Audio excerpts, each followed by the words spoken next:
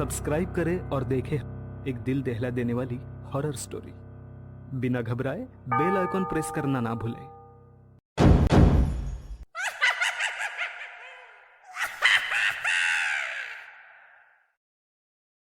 इस कहानी की लेखिका है विनीता मोहता। देर रात ठंड के मौसम में बारिश की जैसी आंधी चलने से मुकुल परेशान हो उठा। एक और रजनी को लेबर पेन और दूसरी ओर इतनी तेज तूफान। उसे समझ ही नहीं आ रहा था कि कैसे वो रजनी को हॉस्पिटल लेकर जाए।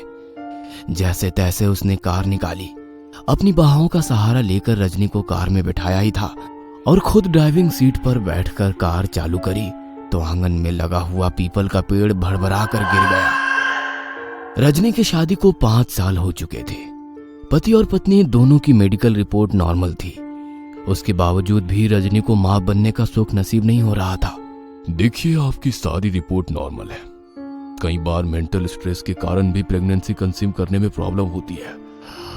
खासकर वर्किंग कपल तो अक्सर इस परेशानी का सामना करते हैं। मेरा ये मानना है कि यदि आप सच में अपनी फैमिली को बढ़ाने के बारे में सोच रहे हैं तो आपको कुछ समय अपने मेंटल स्ट्रेस को छोड़ना होगा। आप लोग लंबी वेकेशन पर कहीं चले जाइए और मेरी माने तो रजनी जी, आप अभी अपनी जॉब से छुट्टी ले लीजिए, क्योंकि डिलीवरी के बाद भी आपके बच्चे को आपकी ज्यादा जरूरत होगी। डॉक्टर की सारी बातें सुनकर जब रजनी और मुकुल घर लौटे तो दोनों विचार कर रहे थे कि अब क्या किया जाए। रजनी, अगर तुम जॉब छोड़ दोगी तो हमारे घर की ईएमआई और बाकी सब खर्चों का क्या होगा? हमारे पास जो सेविंग्स है वो तो हमने आगे के लिए बचा रखी है। मुकुल, हम लोग ये सब क्यों कर रहे हैं? ताकि हमारे आने वाली पीढ़ी सुखी हो सके। यदि हम उस पीढ़ी का आनंद ही नहीं ले पाएंगे तो इन सब सारे सुखों का क्या मतलब? मैंने तो सोच लिया है, अगले 5 सालों के लिए तो मैं अपनी नौकरी से रिजाइन दे रही हूँ। बाद में देखा जाएगा क्या करना है। मैंने नेट पर सर्च किया है, तुम अपनी कंपनी के लिए पुणे ऑफिस के लिए अप्लाई कर देना। हफ्ते में 3 दिन तुम लोनावला में रहकर वर्क फ्रॉम होम कर सकते हो और बाकी 3 दिन पुणे रहकर अपना काम मैनेज कर लेना। अब कुछ समय के लिए हम लोग वहीं शिफ्ट हो जाएंगे। रजनी की बात मानकर मुकुल लोनावला शिफ्ट होने के लिए मान गया। लोनावला में एक छोटा सा फ्लैट किराए पर लेकर दोनों हस्बैंड वाइफ अपनी जिंदगी में आने वाली खुशियों का इंतजार करने लगे। रजनी के फ्लैट से थोड़ी सी दूर पर एक वीरान सा बंगला था। जब भी रजनी उस बंगले के सामने से निकलती उसे ऐसा लगता मानो बंगले से उसका कोई पुराना नाता हो। बंगले के चारों ओर बगीचा उस बंगले की खूबसूरती को और बढ़ा देता था। रजनी सोचने लगी कि काश इस घर में रह पाती। उसने मुकुल से उस बंगले के बारे में बात की तो मुकुल ने कहा, अरे बड़े बंगले में रहने का किराया भी ज्यादा होगा, अभी हम उसे अफोर्ड नहीं कर पाएंगे। मगर रजनी का मन तो उस बंगले में रहने का हो गया था। जब भी उस बंगले के सामने से निकलती तो उसे ऐसा लगता जैसे कोई उसे आवाज दे रहा है। एक दिन देर रात को जब वो वॉक कर रही थी तब उस बंगले के सामने अचानक वो ठोकर लगकर गिर गई। तभी सामने से एक बुजुर्ग आदमी आया और उसे उठाकर बोला, अरे ध्यान से बेटा, कहीं चोट तो नहीं लगी? अरे नहीं नहीं सर, मैं ठीक हूँ। वह बुजुर्ग रजनी को सहारा देकर उस बंगले के अंदर ले गया। रजनी के लिए तो ये मानो एक ख्वाब के पूरे होने के जैसा था। बंगला जितना बाहर से खूबसूरत था, अंदर से भी उतना ही सुंदर था। बंगले के अंदर जाकर रजनी ने मुकुल को फोन लगाया। बातों ही बातों में उसने बंगले के मालिक से वहां रहने का अपना मन का जिक्र किया। अरे वाह, आप इस बंगले में रहना चाहती हैं? मैं खुद इस बंगले के लिए किराएदार ढूंढ रहा था। किराएदार? लेकिन क्यों? क्योंकि मैं यहाँ नहीं रहता। रजनी और मिस्टर शाह बात कर रहे थे, तब तक मुकुल भी वहां आ गया। मुकुल, क्यों ना हम लोग ये बंगला किराए पर ले लें? रजनी, फिर वही बात, कैसे समझाओ तुमको? यदि आप इस बंगले में रहना चाहते हैं तो आप रह सकते हैं। मुझे तो किराए पर देना है ताकि इसकी देखभाल हो सके। देखिए, हम इसका किराया नहीं दे पाएंगे। अरे जो किराया आप अभी अपने फ्लैट को दे रहे हैं वही मुझे इसके लिए भी मंजूर होगा। मिस्टर शाह की बात सुनकर तो रजनी के पैर जमीन पर नहीं टिक रहे थे। ना जाने क्या आकर्षण था जो वो इस बंगले की ओर आकर्षित हुए जा रही थी। जैसे जैसे वो इस बंगले की चीजों को हाथ लगा रही थी, उसका लगाव इस बंगले की ओर बढ़ता जा रहा था। अचानक उसे महसूस हुआ कि उसके पीछे से कोई साया निकला, मगर उसने अपनी खुशी में इस बात को इग्नोर कर दिया।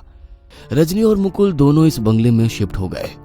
अब किसी को भी इस बंगले के बारे में बताता तो लोग इसे आश्चर्य से देखते, मानो उन्होंने दुनिया का 8वां अजूबा देख लिया हो। कुछ दिन तो अच्छी तरह बीते, मगर उसके बाद रजनी को अक्सर महसूस होता कि कोई एक लड़का उसके सपनों में आकर रोता है और अपनी मुक्ति की गुहार करता है। माँ, मुझे बचा लो, प्लीज बचा लो। लड़के के शरीर पर कई सारे चोट के निशान थे। घर पर भी उसे महसूस होता कि कोई हर वक्त उसके आसपास मौजूद रहता है। रजनी ने जब ये सपना मुकुल को सुनाया तो मुकुल ने कहा, खाली दिमाग बैठी रहती हो ना, इसलिए शायद तुम्हें इस तरह के सपने आ रहे हैं। क्यों ना कुछ अच्छी किताबें पढ़ना शुरू करो, ताकि तुम्हारा ध्यान भी डाइवर्ट हो और जिस काम के लिए हम यहाँ आए हैं उसमें भी मदद मिल सके। रजनी कुछ किताबें ढूंढने लगी, तभी उसके हाथ में अपनी सास की दी हुई भागवत जी आई। यही किताब ठीक रहेगी, क्योंकि मम्मी जी ने कहा था कि जीवन में कभी भी कोई परेशानी हो तो इस किताब में उसका हल जरूर मिल जाएगा। रजनी अब नियम से भागवत जी का पाठ करने लगी। 7 पाठ करने में उसे 7 दिन लगे। 7 दिन पूजा का जल उसने पीपल के पेड़ के नीचे विसर्जित किया। 7 दिन की पूजा खत्म होते ही उसे अपने भीतर एक हलचल महसूस होने लगी। डॉक्टर को दिखाया तो उसकी खुशी का ठिकाना नहीं था।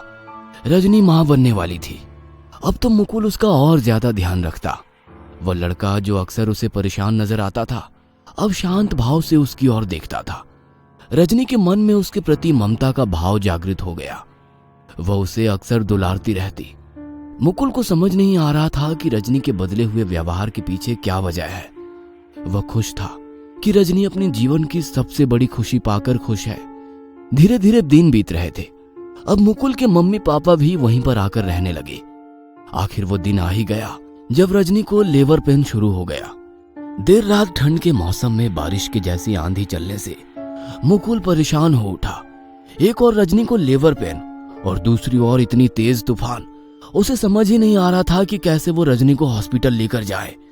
जैसे तैसे उसने कार निकाली।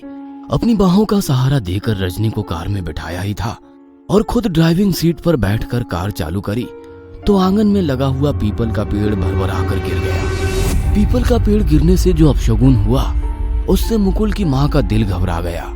ये शुभ मौके पर इतना बड़ा अपशकुन कैसे हो गया? पीपल का पेड़ गिरना अच्छा नहीं होता। मेरा दिल घबरा रहा है। सब कुछ अच्छे से तो हो जाएगा ना? मुकुल भी अंदर से डरा हुआ था, मगर माँ को समझाते हुए बोला, माँ आप फिक्र मत करो, सब अच्छे से हो जाएगा। भगवान ने इतने दिनों के बाद हमें खुशी दी है तो वो इतना निष्ठुर नहीं होगा कि हमसे हमारी खुशियां छीने। अभी ये सोचने का वक्त नहीं है माँ। रजनी की परेशानी मुझसे देखी नहीं जा रही है। चलिए इसे लेकर हॉस्पिटल चलते हैं। रजनी सारी रात लेबर पेन से गुजरती रही, मगर डॉक्टर की लाख कोशिशों के बावजूद भी डिलीवरी नहीं हुई। मिस्टर मुकुल, आपकी पत्नी काफी देर से लेबर पेन में है, मगर अभी तक डिलीवरी नहीं हुई। हमें ऑपरेशन करना होगा। अरे ऑपरेशन से बच्चा कमजोर रह जाता है। प्लीज डॉक्टर, आप कुछ समय और वेट कीजिए, शायद नॉर्मल डिलीवरी हो जाए। देखिए मैडम, रजनी जी काफी देर से लेबर पेन होने के कारण थक चुकी हैं। हम कोई और रिस्क नहीं ले सकते। ऑपरेशन करना ही होगा। देखिए मैं अभी किसी काम से घर जा रहा हूँ, अब थोड़ी देर और वेट कर लीजिए, फिर ऑपरेशन तो करना है ही। डॉक्टर से बोलकर मुकुल अपने घर आ गया। घर पर पीपल के पेड़ की सफाई करने के लिए मजदूरों को बुलाया। पीपल के पेड़ के नीचे एक कंकाल निकला। सभी मजदूर उसे देखकर डर गए। पुलिस की मदद से जैसे ही कंकाल बाहर आया, मुकुल के फोन पर उसकी मां का फोन आया। रजनी ने एक बेटे को जन्म दिया है। एक और कंकाल का निकलना, दूसरी ओर बेटे का जन्म, रजनी का अक्सर किसी लड़के को देखने के बारे में बात करना, ये सारी बातें मुकुल को परेशान कर रही थी। मुकुल ने सोच लिया था कि अब रजनी को हॉस्पिटल से घर में वापस लेकर नहीं आएगा। मुकुल हॉस्पिटल के लिए निकल ही रहा था कि अचानक उसके सामने मिस्टर शाह आ गए। उन्हें देखकर मुकुल ने कहा, अच्छा हुआ आप आ गए। अरे आपने तो अपना भूत बंगला हमें रहने के लिए दे दिया। ये भी नहीं सोचा कि यहाँ पर रहने पर हमारे साथ कुछ गलत भी हो सकता है, मगर अब एक भी पल हम लोग यहाँ नहीं रुकेंगे। मिस्टर शाह अपने आप को उस बंगले में देखकर हैरान थे। मैं यहाँ पर कैसे आ गया? मैं तो पुणे जाने के लिए निकला था, तो फिर मेरी गाड़ी अपने आप लोनावला की ओर कैसे आ गई? गाड़ी अपने आप आ गई मतलब? मुझे भी कुछ समझ में नहीं आ रहा। मिस्टर शाह और मुकुल दोनों एक दूसरे का चेहरा देख रहे थे। तभी पास खड़े बंगले के केयर टेकर ने भारी आवाज में कहा, भाई तुम यहाँ आए नहीं हो, लाए गए हो। माना कि तुम मेरे सौतेले भाई थे, मगर पापा ने यह जमीन मेरे नाम की थी। तुमने धोखे से मुझे मारकर यहीं गाड़ दिया और पापा की पूरी प्रॉपर्टी पर कब्जा करके बैठ गए। मगर अब और नहीं, यह घर मेरा था और मेरा ही रहेगा। चुपचाप इसके सारे पेपर मेरी माँ रजनी के नाम कर दे। नहीं नहीं, हमें कुछ नहीं चाहिए। हम इस घर में रहने वाले भी नहीं है। मेरे बच्चे पर मैं इस घर का मनहूस साया पड़ने भी नहीं दूंगा। तुम्हें डरने की जरूरत नहीं है। ये प्रॉपर्टी अब सही हाथों में रहेगी। मेरे कंकाल का अंतिम संस्कार जरूर कर देना। पुलिस के सामने मिस्टर शाह ने अपना जुर्म कबूल किया और सारी प्रॉपर्टी रजनी के नाम करके खुद जेल चले गए। रजनी को इस घर से विशेष लगाव हो गया था। अब वो लोनावला छोड़कर वापस मुंबई जाने को तैयार नहीं थी। मुकुल ने रजनी को ये सारी बातें कभी नहीं बताई। उनका बेटा भी अब 5 वर्षों का हो गया था। सब कुछ अच्छे से चल रहा था। अचानक एक दिन स्टोर रूम की सफाई के समय मुकुल के हाथ एक तस्वीर लगी जो रजनी और उसके बेटे की थी, मगर तस्वीर पर तारीख 50 वर्ष पहले की डाली थी। मुकुल को समझ आ गया कि क्यों रजनी को लगता था कि इस घर से उसका कोई नाता है।